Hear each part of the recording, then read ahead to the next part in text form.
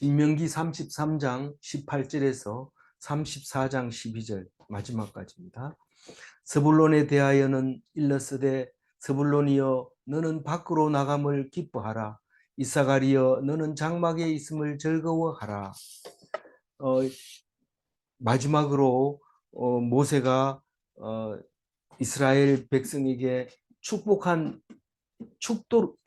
기도를 기록을 했는데 아마 이것은 후일 썼을 거다 그렇게 생각을 하고 있는데 어쨌거나 이것은 딴 데 쓸 수 없는 거고 모세의 신명기에 써야 될 말씀이기 때문에 우리에게 기록되어 있지 않았나 그렇게 생각이 되집니다. 스불론, 이사갈, 그 다음에 납달리, 아셀 이 네 사람은 부인 두 사람의 여종에게서 난 사람 족속들입니다. 그래서 그렇게 두각을 드러내지 못하고 있는 것을 볼 수 있는데요. 스불론과 이사갈은 갈릴리 남쪽 정도의 땅을 분배받게 됩니다. 이것은 물론 뭐 건너가기 전에 벌써 이미 건너가기 전에 말씀하고 있는 것이기 때문에 나중에 틀려질 수도 있지 않느냐 이게 아니라 하나님 말씀은 1.1핵이라도 틀리지 않고 항상 말씀대로 이루시는 거기 때문에 역사학자들이 보면 나중에 쓴 거라고 얘기하지만 그러나 성경을 읽는 사람 입장에서는 하나님이 이미 그렇게 살도록 예정해 놓았기 때문에 우리는 그렇게 살 수밖에 없었다라는 메시지를 우리에게 주시고자 하는 것이라는 사실을 알고 읽어야 됩니다. 그렇지 않다면 그걸 모른다면 우리는 성경이 읽어지지도 않을 뿐만 아니라 순 거짓말하는 것이고 엉터리일 수 있기 때문에 그렇습니다. 성경은 옳다 그르다를 얘기할 수 없는 것이 하나님이 쓴 것일 뿐만 아니라 이것은 논리의 대상이 아니라 믿음의 대상이기 때문에 그렇습니다. 다시 말해서 믿음 있는 사람만 읽어지는 것이고 믿음이 없으면 그냥 하나의 휴지 조각으로 볼 수밖에 없는데 사실 성경책을 휴지로 쓰려면 별로 마음에 안 듭니다. 종이 흡수도 잘 안 되고 맨 처음에 우리나라에 선교사가 와가지고 성경을 전하려고 그 인천 앞바다 거기 어디입니까 거기에서 내놓고 목을 쳐서 죽입니다. 그래서 땅을 밟기는 하되 이제 상륙 해변가에서 목이 잘려서 죽으면서 한 권의 성경을 이렇게 주고 갑니다. 그런데 그 성경이 무슨 글자인지 모르니까 벽지로 이렇게 발라놨는데 나중에 선교사가 와가지고 자기가 처음으로 이 땅에 와서 선교를 하려고 하는 거라고 생각을 했는데 어느 집 가보니까 성경이 벽지로 사용되어 있는 것을 보고 이제 깜짝 놀라는 이야기를 이제 하게 되는데 우리는 뭐 아프리카도 마찬가지입니다. 뭐 우리가 예수 안 믿으니까 복음을 전해야 된다고 목숨 걸고 가서 하지만 사실 그 전에 목숨 걸고 죽은 사람들이 많이 있어서 그 사람들에게 계속 이야기가 전해져 내려오고 있는 것입니다. 그러니까 안 가도 되느냐 아니 그런 건 아니죠. 그런 건 아니고 하나님이 가라고 하면 가야 되고 또 그런 마음을 주면 해야 되고 그 남이 하는 거에 대해서 또 왈가왈부해서는 또 안 되는 겁니다. 그건 하나님께서 하시는 거니까요. 어쨌거나 이 스불론과 이사갈은 한 사람은 밖으로 나감을 기뻐하고 한 사람은 안에 있는 것을 기뻐하라고 했는데 그게 뭔 뜻입니까? 나가나 들어오나 앉으나 쓰나 죽으나 사나 즐거우나 괴로우나 오직 하나님 앞에 기뻐하고 감사하고 즐거워하는 이스라엘 백성이 되라 그런 뜻입니다. 근데 역사학자들이 볼 때 스불론은 해상무역 두로에 가까운 음, 스불론 땅이다. 그래서 밖으로 나가는 것을 매우 좋아한다. 이제 그렇게 얘기하는데 창세기 49장 13절 보면 그런 얘기, 축복하는 이야기가 나옵니다. 스불론은 해변에 거주하리니 시돈까지로다. 이래서 이 해변가에 있는 것을 알 수 있습니다. 그 이 밑에 나중에 읽어보면 아셀 지파는 아예 바닷가에 살게 되고 스불론은 도로까지는 자기들이 진출할 수 있으니까 밖으로 나가는 거죠. 우리 뒤끝 밖에 나간다는 게 지중해까지 나가는 걸 밖으로 나간다고 그랬어요.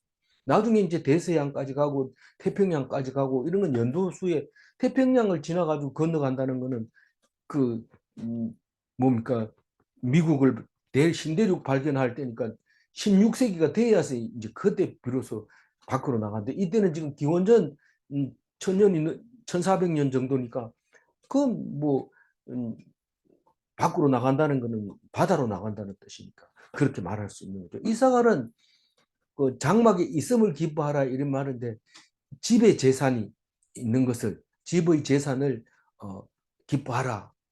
다시 말해서 농업을 이제 기뻐하라는 건데 농사 짓는 사람은 우리가 농사를 안 지었으면 어떻게 할 뻔했냐. 바닷가 나갔으면 뭐 굉장히 힘들 텐데 이렇게 얘기하고 바닷가에 있는 사람은 나보고 농사 지으면 뭐죠? 이렇게 하면서 역시 나한테는 바닷가가 좋아 이렇게 얘기하는데 그게 스불론은 바닷가에 나가는 것을 기뻐하고 이사갈은 농사 짓는 것을 기뻐하고 창세기 49장 14절에 바로 항상 스불론 다음엔 이사갈이 이렇게 나오는데 한 엄마의 자식이라서 그렇죠. 이사갈은 양의 우리 사이에 꿇어 앉은 건장한 나귀로다. 나귀가 딱 앉아 있으면 나귀가 덩치가 큰 동물이기 때문에 그 주변의 사람들이 함부로 얼씬거리지 못하는 거죠. 그래서 이제 이제 6번째, 7번째 아들을 축복하고 19절 읽어봅니다. 그들이 백성들을 불러 산에 이르게 하고 거기에서 의로운 제사를 드릴 것이며 바다의 풍부한 것과 모래에 감추인 보배를 흡수하리로다. 19절에 그들이 누굽니까? 이사갈. 예, 이사갈이 동포들을 불러 모으고 제사를 드리고 해산물을 얻으리라. 모래에 감추인 보배를 흡수하리로다. 그러니까 이사갈의 축복을 그렇게 했다는 거죠. 비록 장막에 있어도 장막에 있을지라도 해산물도 얻을 수 있고 모래에 감추진 보배도 자기들이 가지고 그런 이 축복이지만 사실 거의 시편처럼 기록하고 있죠. 20절 읽어봅니다. 갓에 대하여는 일러스되 갓을 광대하게 하시는 이에게 찬송을 부를지어다. 네. 갓이 암사자같이 엎드리고 팔과 정수리를 찢는도다. 예, 거기서 갓을 광대하게 하시는 이가 누굽니까? 하나님. 하나님.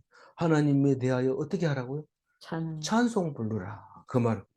갓이 어떻게 광대하게 되었을까요? 그 사람 갓을 보고 암사자 같이 엎드리고 이럽니다. 이 사자는 꼭 암놈이 가서 사냥을 해가지고 옵니다. 순놈은 그거 가가지고 사냥해오면 또 다 쫓아버리고 자기가 먼저 먹고 시커 먹고 나면 암사자가 먹고 그 다음에 새끼들이 먹고 이런 것을 우리 이 동물의 왕국 보면 나오죠. 그리고 엎드리고 팔과 정수리를 찢는도다. 팔과 정수리가 뭐예요?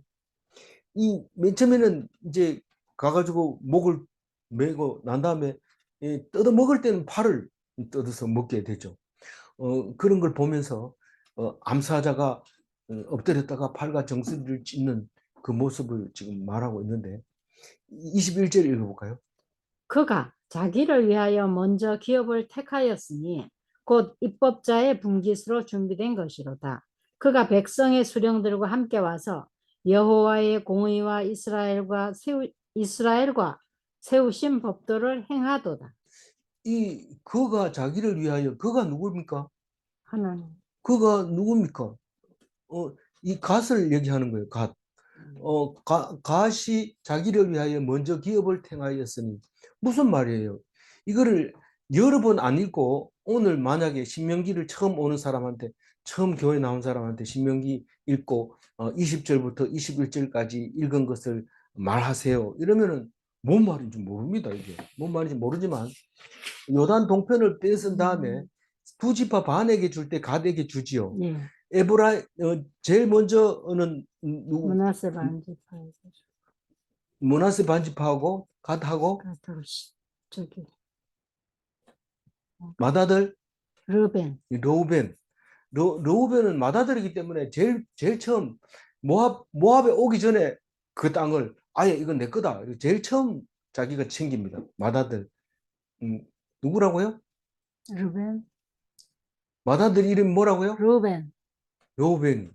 르우벤이 사해 동쪽에 있는 그 땅을 이건 내 땅이다. 그렇게 하고 차지합니다. 그리고 이, 이 머나세 반지파가 굉장히 힘이 셌어요. 그 아들 이름이 나중에 알고 봤더니 길르앗이라는 그, 그 아들 이름을 길르앗이라고 나중에 짓게 되고 땅 이름도 길르앗이 됐는데 그 지파에서 용맹을 갖추어서 땅을 차지하게 됩니다. 근데 갓은 뭐 때문에 들어갔냐? 그러면은 갓하고 그 음, 문하세. 르우벤하고 므낫세 반 지파하고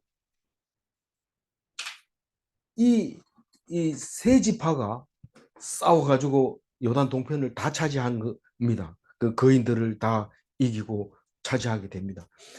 어디에 보면 역대 그 거기에 그렇게 차지했다는 것을 나중에 알게 되는데 이 사람들이 차지하고 싸워가지고 이기고 난 다음에 자기들이 주장합니다.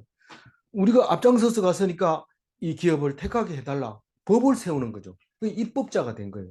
이제부터는 갓처럼 앞장서서 나가면 그 땅은 자기가 차지하는 거다. 여호수아가 특별한 뭐 다 한꺼번에 가서 싸워가지고 이긴 다음에 누구에게 분배하는 거는 그런 게 있을 수 있지만 그렇지 않고 앞장서서 나가면 차지한다. 나중에 헤브론을 차지할 때 갈렙이 그러잖아요. 어, 내가 전에도 말씀드렸거니와 이건 우리 땅으로 주세요. 그 거인들이 많이 있는데 아니 거인들이 있으니까 우리로 주세요. 우리가 접어쓰고 우리 땅 하겠습니다. 이렇게 얘기합니다. 근데 갈렙은 늙어가지고 120살은 안 됐지만 칼 싸움 잘 못합니다. 벌써 나이가 많아서. 그래서 어떻게 합니까? 자기 딸을 경품으로 내걸고 이 땅을 점령하는 사람을 내 딸을 주겠다. 이래가지고 점령해버립니다. 그러니까 그게 유대 땅이 돼버리고 그 헤브론이 그 다윗 시대에 와가지고도 유명한 다윗 왕을 세우는데도 도움을 줬고 그 아들이 반역을 일으키는데도 도움을 주는 그 땅이 돼버리잖아요. 헤브론. 그래서 영원한 유대 땅이 되잖아요. 지대도 높고 그랬는데 그걸 갓이 만들었다는 거예요. 정복하는 사람에게 땅을 주자. 그 입법자가 된 거예요. 법을 세운 거예요. 그래서 입법자의 분기스로 준비된 것이다. 뭐 그냥 읽으면 무슨 말인지 잘 모릅니다. 그런데 단어 하나하나를 보면 생각나는 게 그 문장을 해석하게 만들어주는 거죠. 그 문장을. 그래서 먼저 기업을 택했기 때문에 이제부터는 가시하는 대로 하는 게 법이다. 이렇게 이제 전례를 남겨주게 됐다는 거죠. 그가 백성의 수령들과 함께 와서 여호와의 공의와 이스라엘과 세우신 법도를 행하도다. 여기 역대상 5장 19절에는 이런 말이 있어요. 요단 동편 두 지파 반이 기도하고 승리하는 말씀인데 기도하고 싸웁니다. 이 세 지파가 르우벤과 므낫세 반 지파와 이 갓 지파가 싸워서 이기는 이야기가 역대상 5장 19절에 나오는데 그것을 생각나게 만드는 거죠. 그다음에 22절.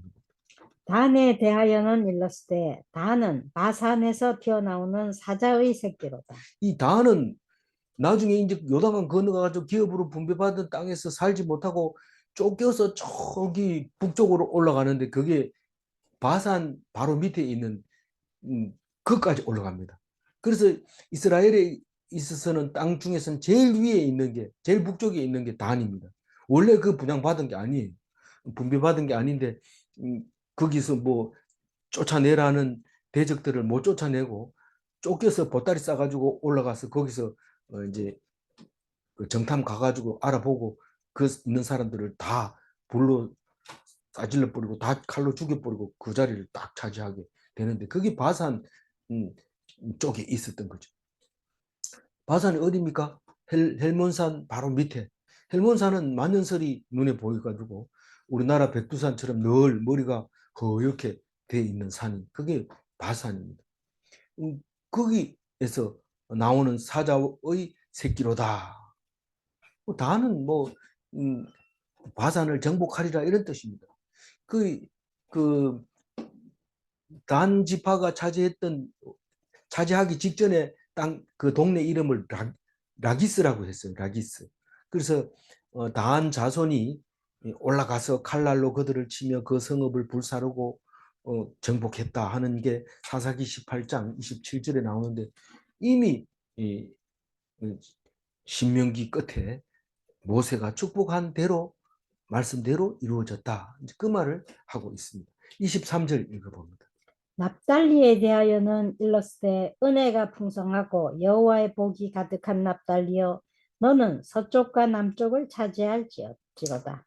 서쪽과 남쪽에는 갈릴리 서쪽 남쪽을 납달리가 차지하게 됩니다. 나중에. 그러니까 갈릴리 지방에 있습니다. 그래서 나중에 예수님이 거기서 나셨다 하는 소식을 듣고 거기에 복이 임한다고 했다. 이런 얘기를 합니다. 24절 읽어볼까요? 아셀에 대하여는 일렀으되 아셀은 아들들 중에 더 복을 받으며 그의 형제에게 기쁨이 되며 그의 발이 기름에 잠길 자로다. 이 아셀이 형제 중에 제일 복을 많이 받은 사람이다 그랬는데 아셀 지파는 지금 두로와 시돈 땅, 지금 레바논이라고 하는 그 나라의 해변가, 그때 당시에는 예수님 당시에는 페니키아 상인들이 정복하고 두로와 시돈의 엄청난 무역 항구를 차지하게 되는데 발달하기 전부터도 거기에는 무역이 성행했던 항구 도시였던 거죠. 그래서 제일 복받은 자, 강성한 두로와 시돈 지방을 아셀 지파가 받을 거다. 그런 얘기를 축복함으로써 그 말씀대로 이루어진 것을 알 수 있는데 25절 읽어봅니다. 내 문빗장은 철과 노시 될 것이니 내가 사는 날을 따라서 능력이 있으리로다. 네 문빗장은 이 말은 니는 누구라고요? 아셀이에요. 아셀. 아셀 문빗장은 철과 노소로 될 것. 두로 지방에 가면은 로마 시대에 정복을 못한 게 있는데 이 두로 앞에 섬이 지금은 사라지고 없는데 그때 당시에는 그 바다 물속에 들어가 있죠. 지금은 그 섬으로 돼 있어 가지고 그거를 섬이 돼 있어 가지고 공격을 못하고 그 안에서 큰 부자들이 그냥 성을 지키고 있었던 것을 어, 이야기합니다. 그리고 그때 다닐 수 있었던 그 길이 지금 물속에 들어가 있지만 그 길이 흔적이 있다고 해요. 그래서 그만큼 그 철과 노소로 성문을 만들고 네가 사는 날을 따라서 능력이 있으리로다. 좀 말은 어렵지만 살고 있는 동안에는 강력하다. 그런 얘기를 하고 있습니다. 오늘 11번째 그 아들에게 이름을 이야기하면서 시몬이 왜 빠졌을까? 곰곰이 생각하면 별 내용은 없습니다. 그러나 분명한 것은 시몬이 지파가 유다 지파의 정가운데 시몬이 분양받았다 이렇게 나옵니다. 여호수아가 이제 땅을 분배할 때 유대 땅 가운데 시몬 땅을 섬으로 이렇게 줍니다. 근데 그 이후로는 시몬 얘기를 안 합니다. 그 결국은 유다 지파에 복속돼 버린 거죠. 그냥 우리 그냥 유대 지파로 할게 뭐 우리 몇 명 안 되는데 이렇게 하면서 사라져 버리는 그런 모습을 볼 수 있습니다. 그래도 우리는 그 유럽 쪽에서 이름이 시몬 이야기 많이 나옵니다. 시몬 너는 가을을 아는가? 뭐 이런 시몬 이름을 많이 가지고 있습니다. 뭐 나쁘다는 게 아니고요. 그렇게 됐다는 뜻을 말하고 있습니다. 26절 읽어봅니다. 여소론이여 하나님 같은 이가 없도다. 그가 너를 도우시려고 하늘을 타고 궁창에서 위엄을 나타내시는도다. 이제 그 12지파를 축복한 거 말고 뭐 또 있느냐? 뭐 있다. 뭐냐면 이스라엘이 축복받은 나라다라는 것과 모세 죽는 얘기는 해야 되지 않겠느냐 이거죠. 그래서 이제 여수론의 하나님은 어떤 하나님인가? 이스라엘의 백성의 하나님이다. 그리고 둘도 없는 하나님이다. 무슨 말이에요? 하나님 같은 이가 없도다. 하나님 같은 이 둘도 없다는 거죠. 오직 하나밖에 없다. 그리고 너를 도우시려고 하늘을 타고 이스라엘을 도우시는 하나님입니다. 만약에 이스라엘이 안 도우면 그건 하나님이 아니에요. 네가 못된 짓을 해도 하나님 도와주나? 내가 아들인데 그 못된 짓을 해도 당연히 도와주지. 못된 짓을 해도 안 도와주면 그거는 종이지. 구약에는 다 종이라고 하던데 예수님이 와서 가르쳐 줬어요. 그게 아니고 아들이다. 아들이다. 그 얘기를 하면서 그 도우시는 하나님. 근데 어디서 도우냐면 하늘을 타고 도우십니다. 하늘을 타고 도우시면은 우리가 어디를 가도 도움을 받을 수 있어요. 땅 위에 어디를 가도 도움을 받을 수 있어요. 물속에는 안 되냐? 물속에도 되죠. 다 보고 계시니까. 그리고 궁창에서 위험을 나타낸다. 궁창에서 위험을 나타낸다는 것은 구름 때문에 안 보이는 부분을 궁창이라고 하는 거죠. 하늘 위의 물, 궁창 위의 물 이렇게 되죠. 그래서 거기서 나타내는데 하나님이 있다는 걸 알리기 위해서 폭우를 내리기도 하고 댐을 터뜨리기도 하고 궁창에서 물을 내리면 얼마든지 할 수 있거든요. 그렇게 하나님께서 하신다. 그 하나님이 이스라엘을 사랑하고 도우신다 그 말입니다. 27절. 영원하신 하나님이 내 저소가 되시니 그의 영원하신 팔이 내 아래에 있도다. 그가 내 앞에서 대적을 쫓으시며 멸하라 하시도다.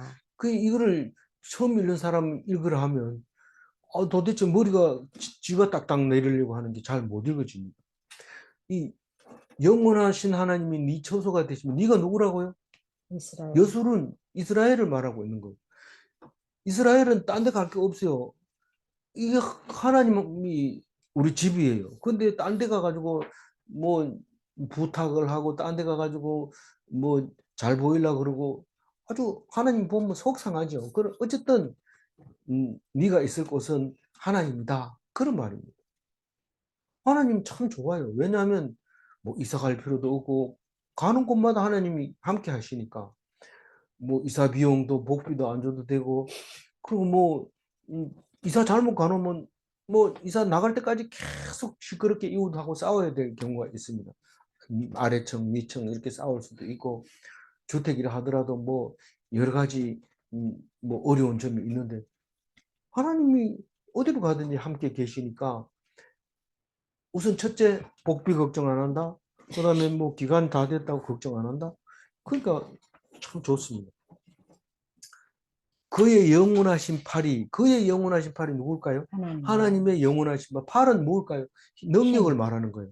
하나님은 영원한 능력으로 네 아래에 있도다. 아니 하나님 팔이 내 아래에서 뭐 합니까? 내가 손을 들고 싶은데 팔이 아파 못 들어. 그럼 하나님이 받쳐줘. 옛날에 여호수아가 싸울 때 아말렉하고 싸울 때 모세가 손을 높이 들면 여호수아가 이기고 내리면은 여호수아가 지고 그래가지고 누가 받쳐줍니까?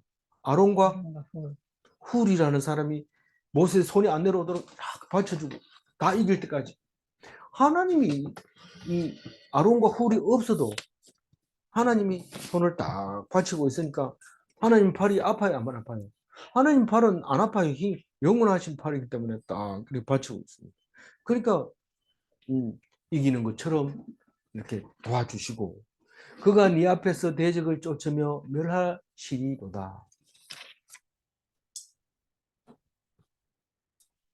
우리 장인아 집사님 28절 읽어주세요. 우리 사모님 좀 산만해졌습니다. 갑자기 잠이 오나? 네. 네. 28절. 28절요? 네. 네. 이스라엘이 안전히 거하며 야곱의 셈은 곡식과 새 포도주의 땅에 홀로 있나니 곧 그의 하늘이 이슬을 내리는 것이로다. 예. 이 말씀은 참 자세히 읽으면 은혜가 되는 거예요.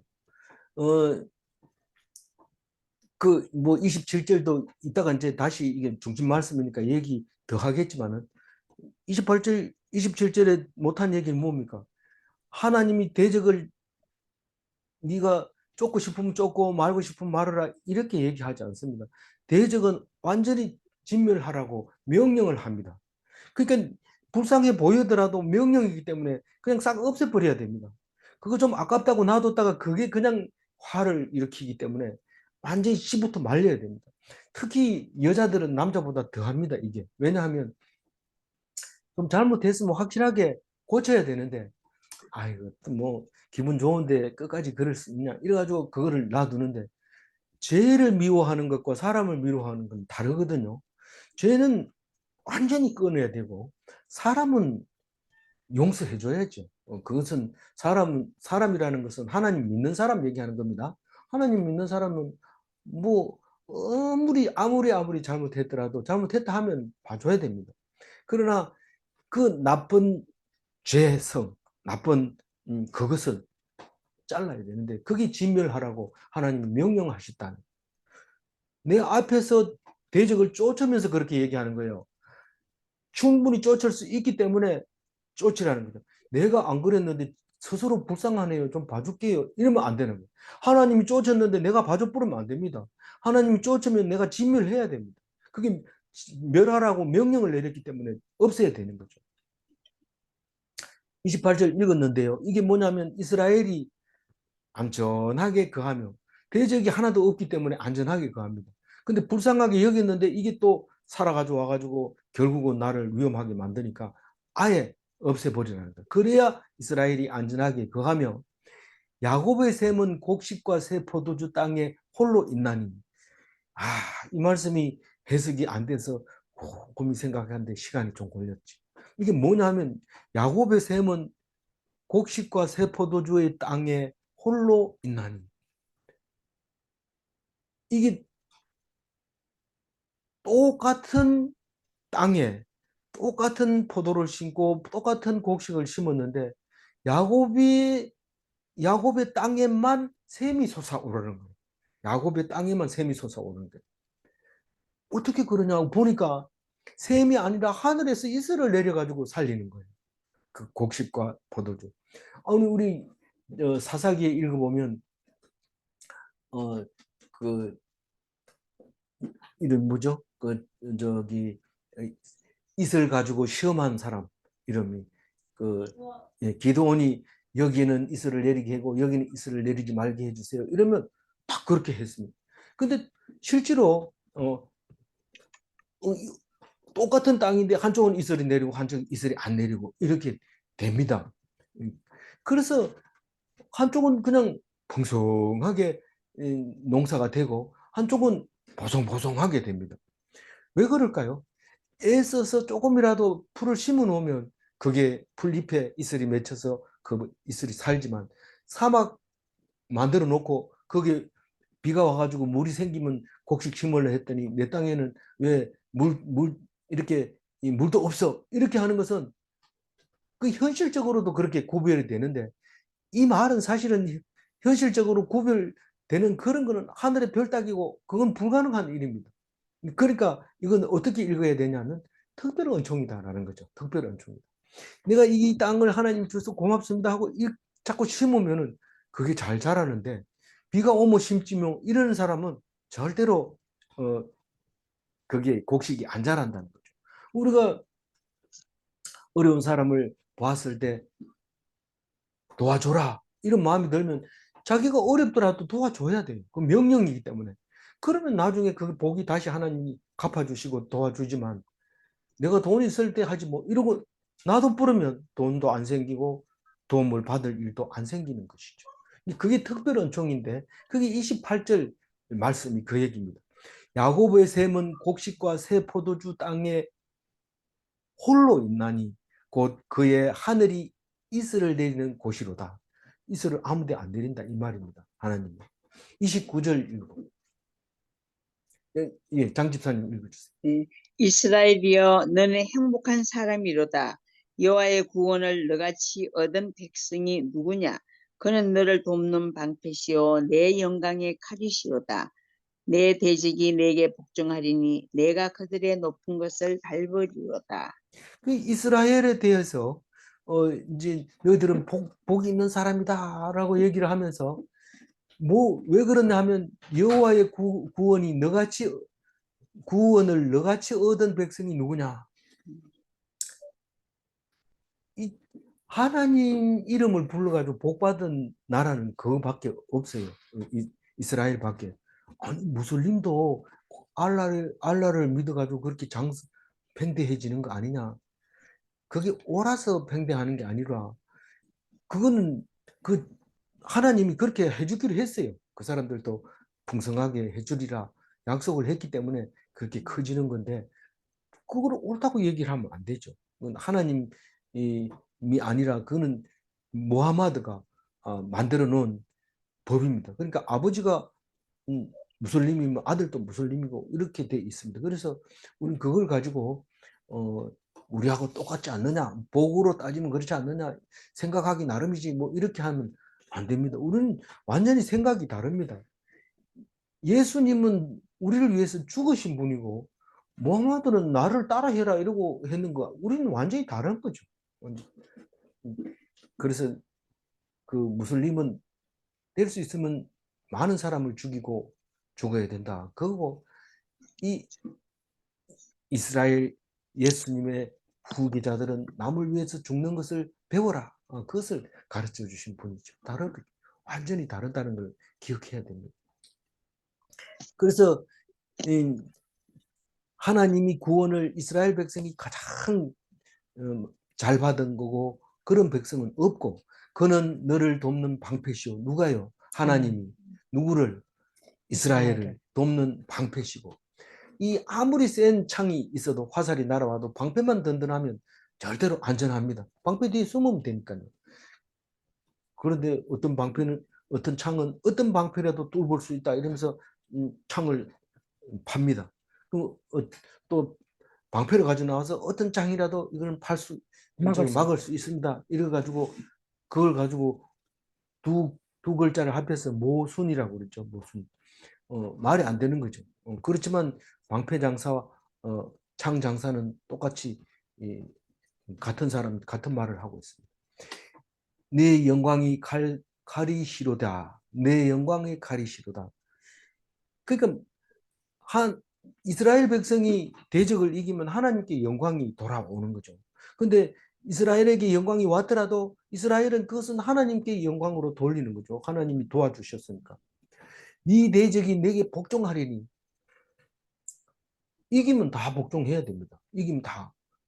다시 말해서 지면 복종해야지. 이기는 사람 앞에서.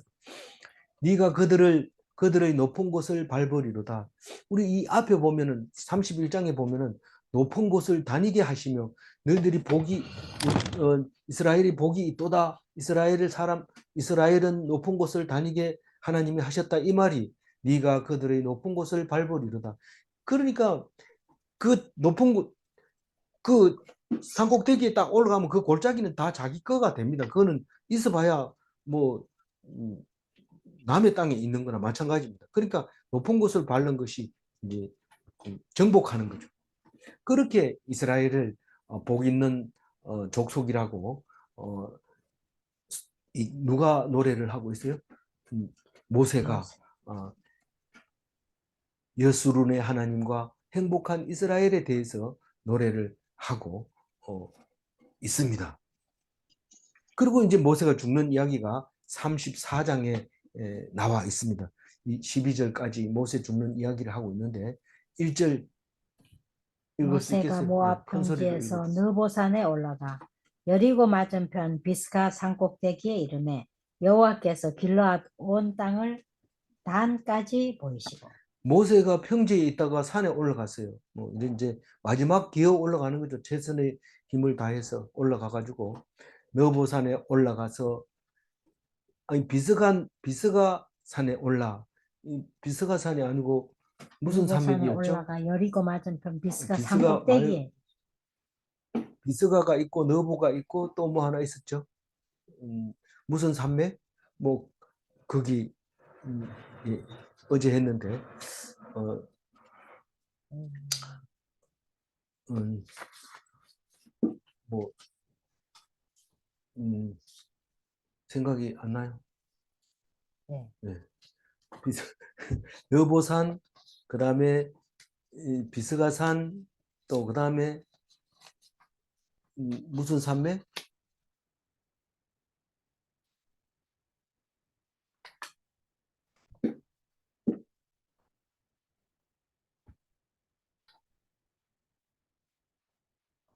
이 나중에는 얘기할 시간이 아바림산, 음. 아바림 산맥에 있는 너보산에 올라서 그걸 이제 여기서는 뭐라고 해요? 비스가 산 꼭대기라고 말합니다. 그러니까 너보산 위에서도 제일 꼭대기가 비스가 산 꼭대기가 아니, 근데 너보산에 올라가서 다시 비스가산으로 올라가는 그런 모습으로 되어 있는 거죠. 그러니까 비스가산이 더 높다고 봐야지 너보산보다. 그리고 지금 방금 얘기했던 아바림산은 그 산맥 자체를 아바림산이라고 말해요. 유보산 우리 올라가 봤잖아. 그래서 거기서 이제 길르앗 온 땅을 단까지 보이는 거죠. 단은 어디라고 그랬어요? 저 위에 바산까지 바산. 있는데 길르앗 땅은 지금 요단 동편이죠. 예. 요단 동편, 단도 요단 동편입니까 서편입니까 서- 이런데 거기는 두 개가 거의 만나는 지점이라고 보면 돼요. 헬몬산 밑에니까 거의 같은 지역에 있다고 보면 되는데 그 지역을 이렇게 보고 또 2절 읽어봅니다. 또 온 납달리와 에브라임과 므낫세의 땅과 서해까지의 유다 온 땅과 네, 산에 올라가니까 하나님이 보여주신 거예요. 자, 봐라, 보여주신 거. 그 납달리, 에브라임, 므낫세 이거는 납달리는 우리가 그 그림에 나와 있는 것처럼 어, 갈릴리 호수 북쪽에 있는 게고, 예. 그 다음에 에브라임은 그 요단강 서편에 있는 것 거의 대부분이 에브라임 땅이고 예. 그 일부가 므낫세 땅입니다. 그래서 에브라임과 므낫세 므낫세가 반지파. 므낫세의 반지파가 거의 대부분을 차지하게 되고 서해는 지중해를 말하는 겁니다. 지중해까지 거기서 보이는 거죠. 그리고 그 남쪽으로는 온 유대 땅이 있고 그 가운데 므낫세가 시온, 차지하고 시몬이. 므낫세가 아니고 시몬이 그 유다 땅 가운데 있고 그렇게 돼 있는 것을 보여줍니다. 그리고 제일 가까이에는 뭐가 보이냐면 3절 네겝과 종려나무의 성읍 여리고 골짜기 평지를 소알까지 보이시고. 이그 요거는 이제 사해 쪽인데 사해 북쪽에 여리고가 있고 사해 남동쪽에 소알이 있습니다. 남동쪽에는 소돔과 고모라도 있고 소알도 있고 그렇습니다. 거기 모여 있습니다. 사해 남쪽에는 아주 좋았던 것 같아요. 살기가 좋았던 건데 그만 땅속에 꺼지면서 그, 그 사해 바다를 만들어 버린 거죠. 그러면 여리고를 갖다가 뭐라고 부르냐면 종려나무 성읍이라고 얘기를 합니다. 종려나무 성읍이라고 여리고를 말할 때가 몇 군데 있습니다. 여리고를 종려나무 성읍이라고 말할 때가 있습니다. 여리고가 예루살렘보다 오래됐다고 했어요. 오래됐다. 훨씬 오래돼 있습니다.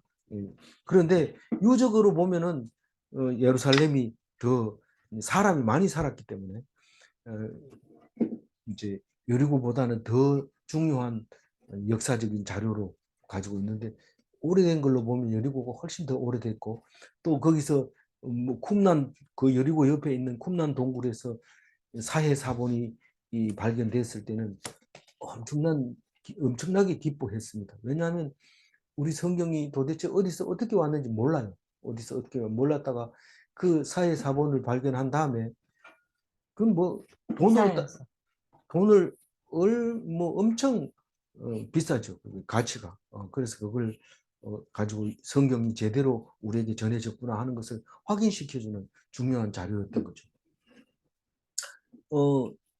그 네겝은 뭐냐 이러면은 네겝은 네겝이라는 말을 쓰는 데가 참 많습니다. 그런데 헤브론 남방 유다 땅 이 평지를 네겝이라고 주로 그냥 네겝 이렇게 하면 그렇게 불러주면 맞다는 거죠. 그러면 이 사해 동쪽, 서쪽, 북쪽 여기 다 나온 거예요. 사해 북쪽, 동쪽, 서쪽 이게 3절에 다 나온 거예요. 4절 읽어볼까요? 여호와께서 그에게 이르시되 이는 내가 아브라함과 이삭과 야곱에게 맹세하여 그의 후손에게 주리라 한 땅이라. 내가 내 눈으로 보게 하였거니와 너는 그리로 건너가지 못하리라 하시네. 뭐 했던 얘기 자꾸 하는 것 같죠. 그렇지만 마지막으로 분명하게 얘기하고 있습니다. 모세는 못 갔다. 5절 읽어. 이에 여호와의 종 모세가 여호와의 말씀대로 모압 땅에서 죽어 네. 6절. 벳부올 맞은편 모압 땅에 있는 골짜기에 장사되었고 오늘까지 그의 묻힌 곳을 아는 자가 없느니라.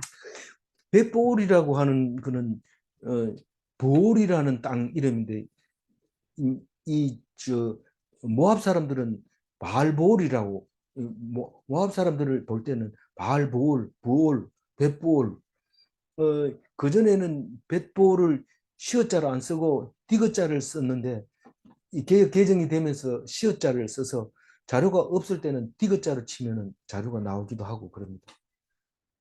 그 이 벳볼은 발람에게 이스라엘을 저주하라고 명령하고 돈을 많이 들여서 저주하던 곳입니다. 거기서 모세가 죽습니다. 이야, 이거 저주하면 죽는구나. 이렇게 생각하는 사람도 있을지 몰라요. 그러나 성경은 그렇게 얘기하고 있지 않습니다. 모세는 그 이유에서 그런 게 아니고 다른 이유에서 죽는 거다. 분명하게 우리가 얘기합니다. 성경은. 그러니까 우리는 저주를 해도 신경 쓸 거 없어요. 왜냐하면 예수님이 다른 죄로 뭐 벌써 죽어야 될 걸 살려놨으니까 저주한다고 해서 겁먹을 일은 없습니다. 그런데 오늘까지 뭐를 모른다고요? 묻힌 곳을 모르. 모세는 시체를 어디다 묻었는지 모른다. 왜 그랬을까요? 모르는 게 나아요. 알면은 또 힘들고 어려울 때 가서 모세 때문에 우리가 여기까지 와가지고 우리 망하게 됐다 이렇게 반해가지고 영지처참을 할 수도 있고 또 뭐 안 그러면 또 신처럼 모시고 우리는 딴 데 안 가고 모세만 믿겠다 이러고 그 앞에서 주야장창 또 안 가는 사람도 있을 거고 아예 없는 게 훨씬 나아요. 그런데 이게 이제 결국은 예수님 닮은 모습을 보여주시려고 하는 거죠. 근데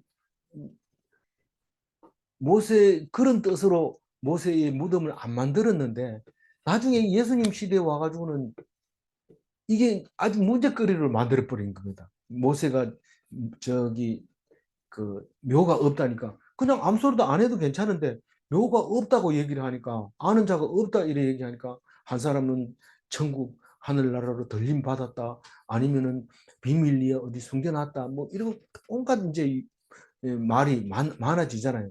그러니까 유다서 1장 9절에 보면 이런 말을 합니다. 한번 읽어볼까요? 천사장 미가엘이 모세의 시체에 대하여 마귀와 다투어 변론할 때에 감히 해방하는 판결을 쓰지 못하고 다만 말하되 주께서 너를 꾸짖으시기를 원하였노라 하였거늘. 이 유다서는 이단 때문에 쓰는 편지거든요. 근데 이단하고 자꾸 싸우지 마라. 에너지 낭비하지 용 쓰지 마라는 게 이단 때문에. 네가 어디다 에너지를 쓰냐. 하나님 말씀 듣는 거에만 신경 쓰라. 그러니까 이단과 다투지 말라. 그리고 이게 천사장 수천사인데 천사장인데 그때 당시에는 7 천사가 있었는데 성경에 나오는 거는 2 천사밖에 안 나옵니다. 가브리엘 수태고지 천사 요한과 예수를 태어나게 태어난다고 고지해 주신 가브리엘 천사와 오늘 미가엘 천사장 이 2 천사가 주로 나오고 그때 당시 예수님도 그렇고 사도 바울도 그렇고 그 천사 숭배를 하는 그 있었기 때문에 그걸 못하게 하느라고 오히려 이제 천사 얘기를 오히려 덜 하게 되죠. 천사라는 말은 많이 하지만 사자라는 말은 많이 하지만 이름 자체가 안 나오는 거죠. 근데 에녹스라든가 이런 외경을 보면 이름이 7명이 다 나옵니다. 어쨌거나 그때 당시에 미가엘하고 막 이렇게 싸울 때 천사 그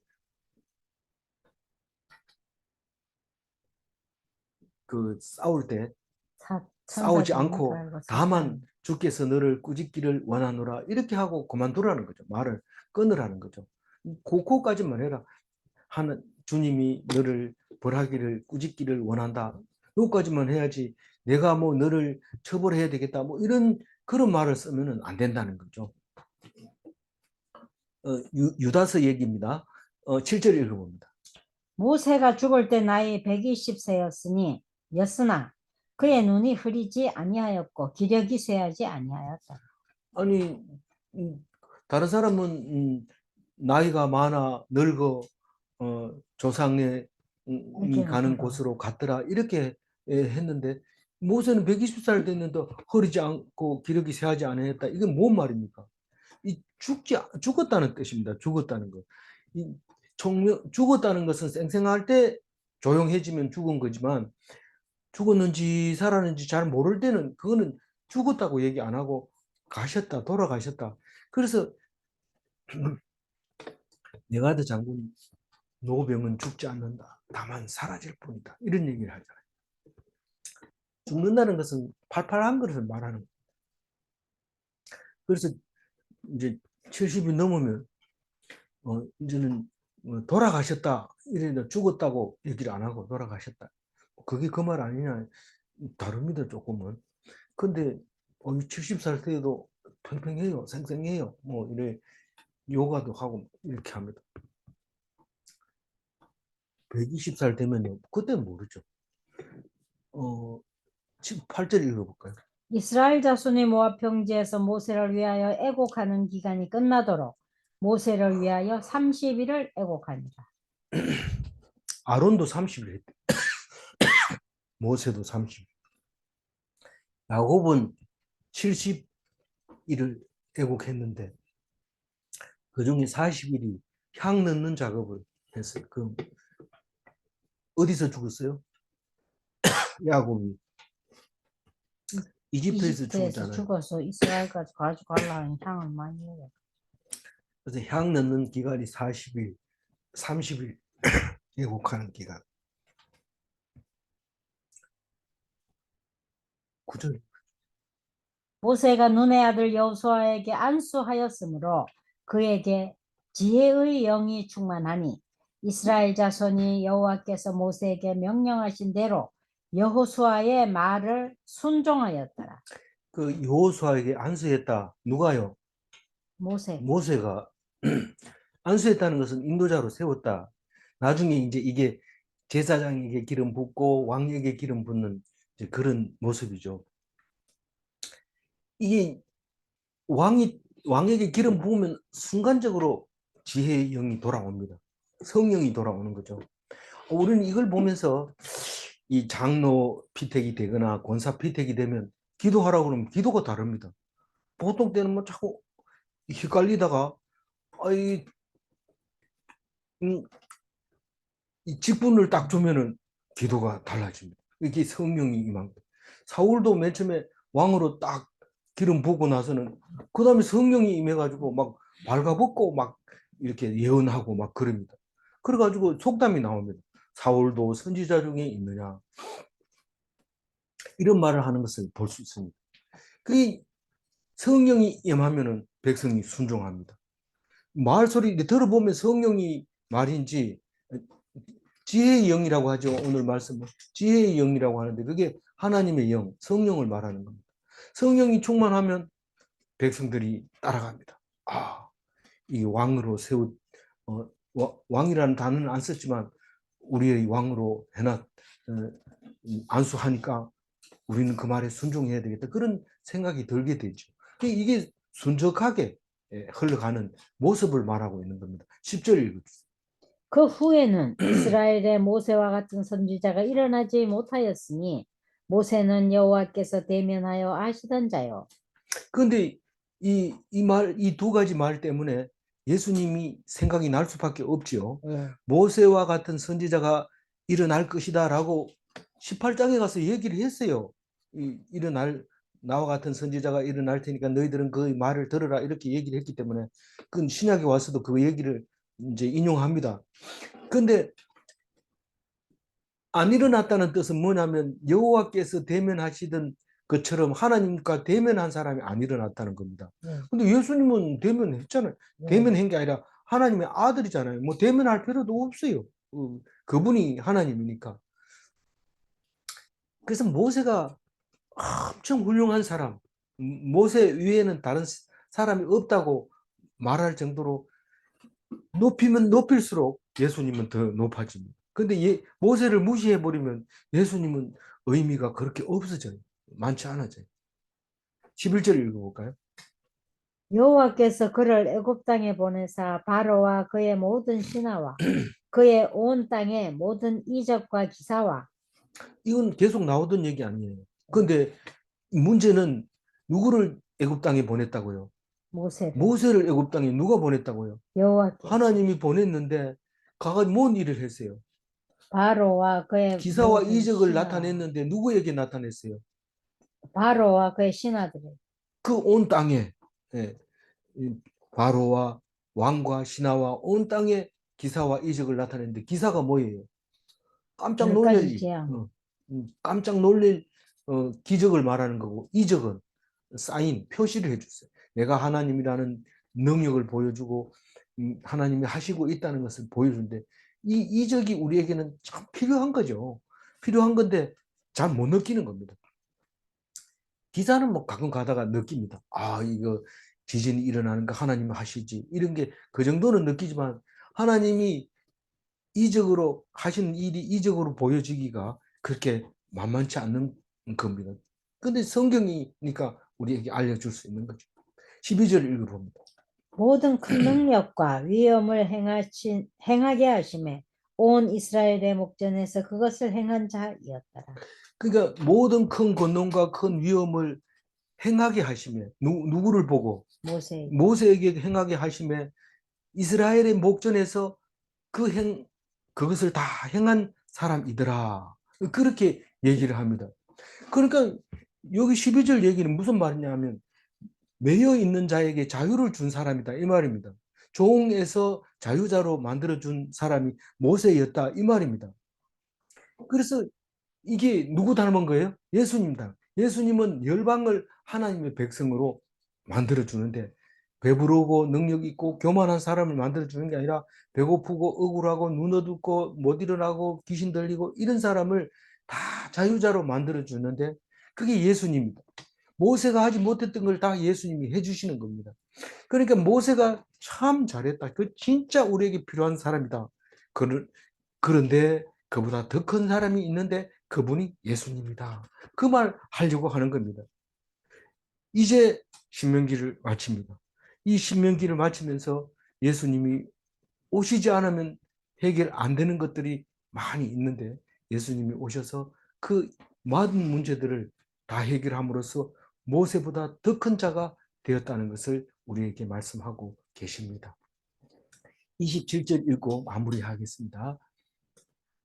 영원하신 하나님이 내 처소가 되시니 그의 영원하신 팔에 영원한 팔이 내 아래에 있도다. 그가 내 앞에서 대적을 쫓으시며 멸하라 하시도다. 성도는 하나님과 함께 삽니다.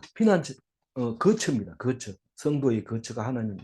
하나님은 나의 팔을 받쳐주고 계십니다. 그러니까 그거를 해낼 수 있는 거지. 내 힘으로 그걸 못하죠. 질문 1. 하나님은 대적을 진멸하라 하시는가? 하나님이 앞장서서 대적을 다 물리쳐 놓고 그걸 남기지 말고 싹 진멸해라. 그렇게 명령하실 때 불쌍하다고 좀 봐주고 뭐 자기한테 부탁한다고 그래가지고 그래 그럼 내가 봐줄게. 나 좋은 소리 좀 들어보려고. 대적에게 좋은 소리 들을지 마세요.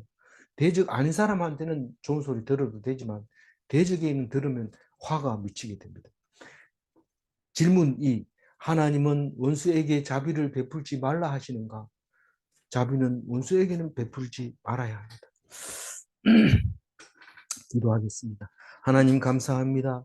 신명기를 무사히 마치게 해주시고 바쁠 때에도 묵상하게 해주시고 여행 가서도 묵상하게 해주셔서 감사합니다. 이 말씀이 이제 6년 뒤에 다시 묵상하게 될지라도 그때는 새로운 말로 새로운 노래로 우리에게 들려주옵소서. 우리에게 살아가는 힘이 되게 하시고 살아 계셔서 우리에게 말씀하시는 하나님의 말씀이 되게 하여 주옵소서. 감사하옵고 우리 주 예수 그리스도 이름으로 기도 올리옵나이다. 아멘.